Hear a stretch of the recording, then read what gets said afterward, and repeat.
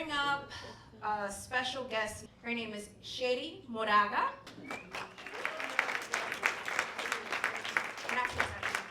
Very, very honored to have you in the space. And we are going to attempt to have a conversation. And I say attempt on my side because I get, all flustered and very excited to see her. Well, first of all, thank you. Gracias a todos por venir. And gracias. This is great. I was hearing, I don't know. I don't know if this is a good or a bad thing, but being here gives me a great deal of nostalgia. And I think because the bad part of that is it's nostalgia. And the good part of it is it's here, right? And I think that these kinds of spaces, as they say back in the day, were much more common. I mean, I did teach classes at the Brecht Forum, was it called, right? Yeah. And so, I was here in New York for 5 years. I had well, if you read this book, there's a short chapter dedicated to that time and being in New York. And I want to honor my teachers that we came here to do Women of Color, Kitchen Table Women of Color Press, and Barbara Smith and Audre Lorde taught me I feel like I was the luckiest Mexican in the world. There came a time in my life when I began to look backwards, like those mixed race figures depicted in 18th century Mexican casta paintings. In the portrait where I imagine myself, I am una salta pa atrás, a throwback mixed blood child. She sits upon the white father's lap and twists her head almost violently backwards to gaze upon the countenance and the continent of the Indian mother.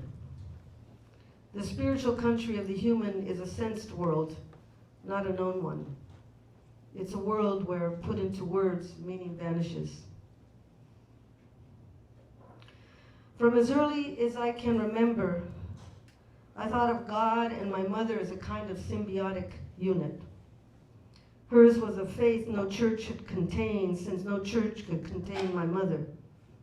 She was a rebel in this regard, who turned to her own altar more confidently than any communion rail, who calculated the Catholic Church rules to her benefit, refusing to marry my father in the church until she could wager after her eldest child's 12th birthday that the marriage might last.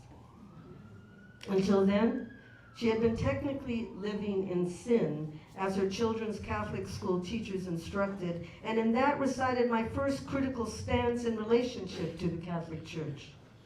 If the church said my mother was a sinner, there was something wrong with the church. I do know that with children, what they're watching you. It's not necessarily what comes out of your mouth. They're really watching you. They're watching when you have courage and when you don't. They're watching lies. They're just watching, all the time. And I think that the same way, like I didn't say to my mother, they'll use the word feminism in Xicana. It's interesting because I raised my son who's now 25, and I raised my partner's daughter who's 29, and then we raised another granddaughter who's 15, and with all of them, we struggled.